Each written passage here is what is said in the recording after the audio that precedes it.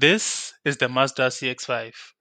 The current lineup is only available with the 2-liter Active engine across 3 trims. So there's the base, which is the active, the dynamic, and the carbon edition, which is the top spec. Today, we'll be taking a look at the dynamic. I want to start this video by looking at this car's interior and looking at all the features and comforts before we move to the exterior. So first things first, the driver's side seat is automated as you can see, so you can electronically adjust it, but the passenger side seat is not, so that one is manual. Moving on to the steering wheel, on the left of the wheel are your media controls, so that's where you can adjust your volume and you can fast forward or skip your music. There's also a voice control function. This car also comes with cruise control. So on the right hand side of the steering wheel, that is where you activate and control your cruise control system. This car also has pedal shifters. Okay. So yeah, there are pedal shifters as well at the back of the steering wheel.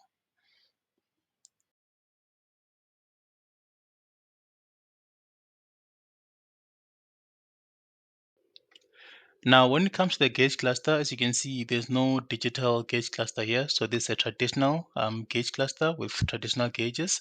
There is a screen, however, to your right that shows your fuel levels, the fuel range, and also the engine temperature. So as I mentioned in the previous video that I have a thing for keys. So this is the key that you get with your Mazda CX-5. And of course, it's push to start, so you don't have to hurt your wrist turning the key.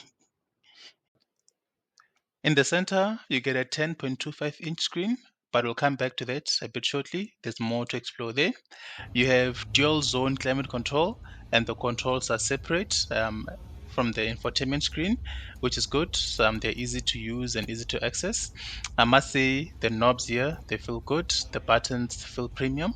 Everything has a premium feel to it.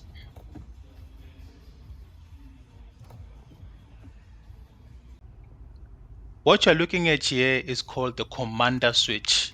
So this is the commander switch, and essentially this is what controls your infotainment screen. So the screen is not touch sensitive.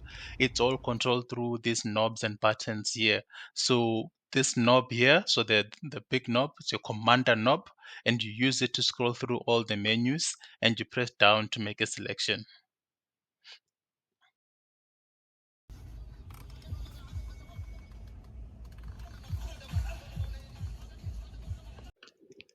In your vehicle settings, you can adjust things like your keyless entry settings, your automated headlights, so you can have your lights stay on for a maximum of 2 minutes after you have locked or unlocked your car. You can also adjust the duration of your interior lights. This car has automatic rain sensing wipers, and you can activate or deactivate them here.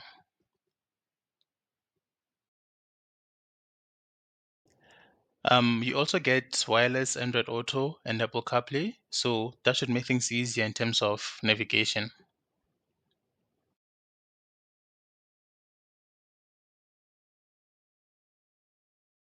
You also get a reversing camera, which comes on when you put the car in reverse.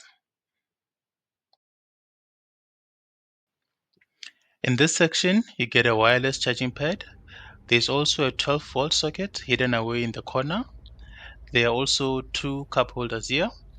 Underneath your central armrest, you have two USB-C ports, and also there's another 12-volt socket here as well.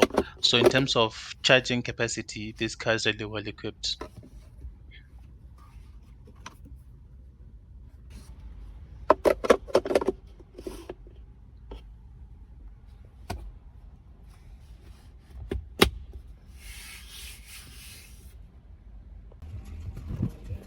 On the sun visor, you get a vanity mirror with a light. The same applies also on the passenger side.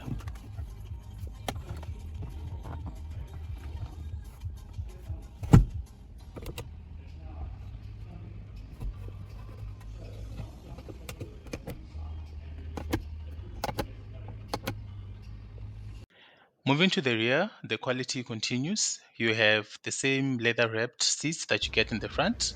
You have enough leg room and headroom, so the car is quite spacious.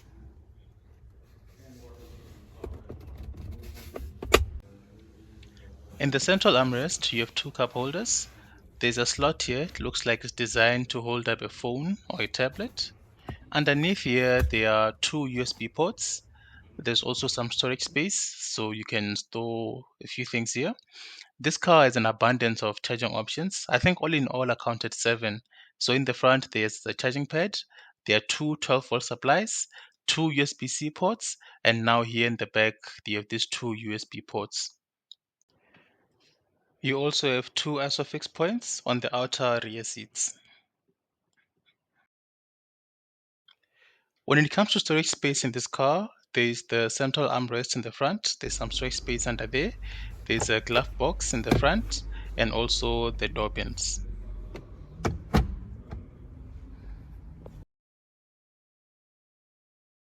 Now let's move over to the boot. So the boot lid is automated.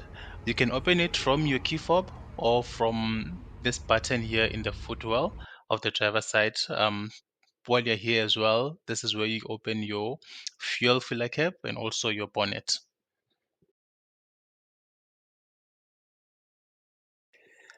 The boat capacity is 442 liters, but please let me know, do these numbers actually mean anything to you? I mean, what is 442 liters in terms of boat capacity? But the boat is big, it's spacious. The opening is quite nice as well, so it's easy to fit in luggage and whatnot. Anyways, underneath you get a spare wheel, and there's some tools here as well. A nice feature I liked about this car is that you can drop the rear seats from the boot. So the rear seats have a 40-20-40 split ratio. This simply means that they can be divided into three sections and they can be folded down independently, which is a convenient feature.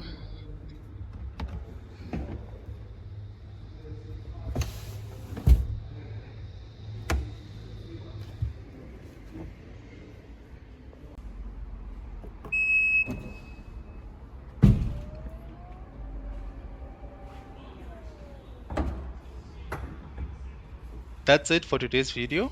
Thank you so much for watching. And I want to send a massive thank you also to Mazda PE for making this video possible. So if you're in the market for a new Mazda, please pay them a visit. They are in Newton Park in Port Elizabeth. Thank you so much.